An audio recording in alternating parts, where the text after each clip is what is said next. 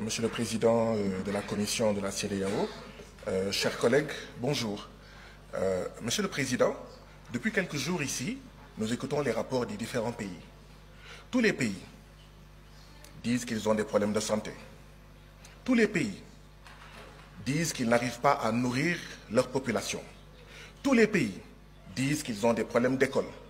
Tous les pays, même là où il y a les djihadistes des États-Unis, même là où il y a l'armée française, disent qu'ils ont des problèmes de sécurité. Je n'entends pas dans le rapport des réponses à ces problèmes. Je n'entends pas dans ce rapport une prise en charge de ces problèmes. Monsieur le Président de la Commission de la CEDEAO. Monsieur le Président de la Commission, c'est hier, dans la journée, il y a moins de 24 heures, que nous avons reçu votre rapport de plus de 80 pages.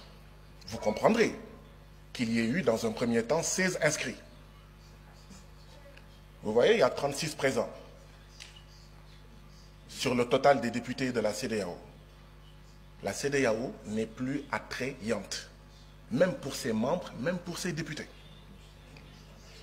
Monsieur le Président, je voudrais savoir, est-ce que ce sont les services du Parlement ou vos services qui ont fait que c'est à moins de 24 heures que nous avons reçu ce rapport?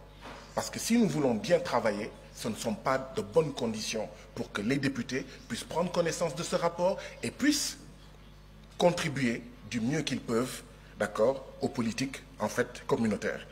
Monsieur le Président, vous avez dit qu'un peu plus de 85%, que les recettes des prélèvements communautaires financent un peu plus de 85% du budget de la CEDEAO. D'où viennent les 15%? D'où viennent les 15 autres pourcents? Monsieur le Président, notre CEDEAO va bientôt avoir 50 ans.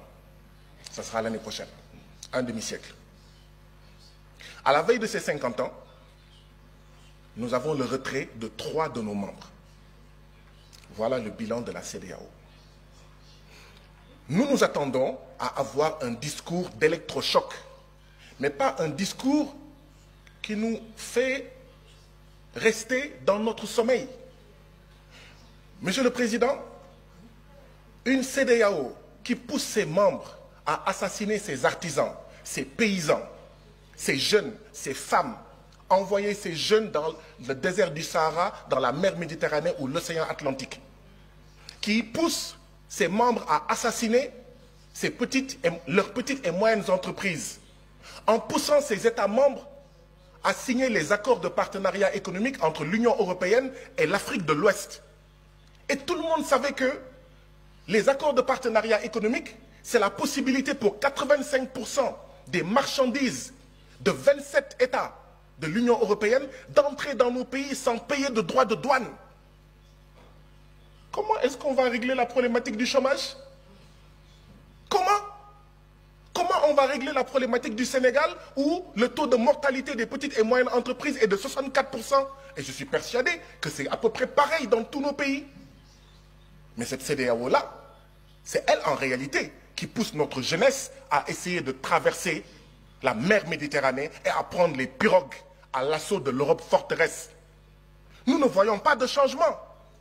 Cette CEDEAO qui pousse nos pays à maintenir les bases militaires françaises, à accueillir les djihadistes et d'autres armées d'occupation, parce que cette CEDEAO ne nous aide pas, n'aide pas nos pays, comme le Mali, comme le Burkina, comme le Niger et comme d'autres pays, à faire face à la sécurité.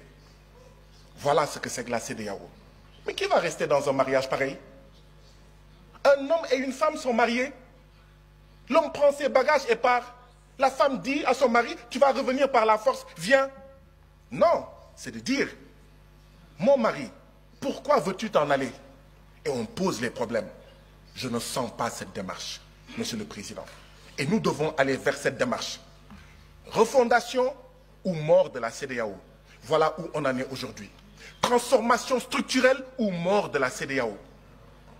Changement profond ou mort de la CEDEAO. Voilà où nous en sommes, Monsieur le Président. Si on ne fait pas ça, la jeunesse de l'Afrique de l'Ouest, dans les villages, dans les quartiers, ne veut plus de ça. dit que cette CEDEAO est une CEDEAO des chefs d'État et non des peuples. Et ça ne sert à rien de dire non, non, non, non, non, non, non. Il faut changer par les actes. Que cette CEDEAO soit une CEDEAO des peuples, que ça soit attrayant. Madame la Présidente, j'aurais suggéré qu'il y ait un minuteur. Dans nos différents parlements nationaux, il y a un minuteur, d'accord, qui montre... Votre temps de parole est épuisé. Pourquoi? Pourquoi? Pourquoi? Là, c'est... Honorable Baba Sall, Honorable Baba Sall, vous avez la parole.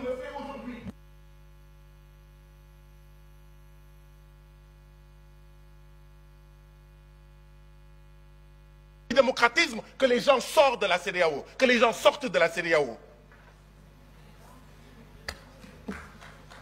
Honorable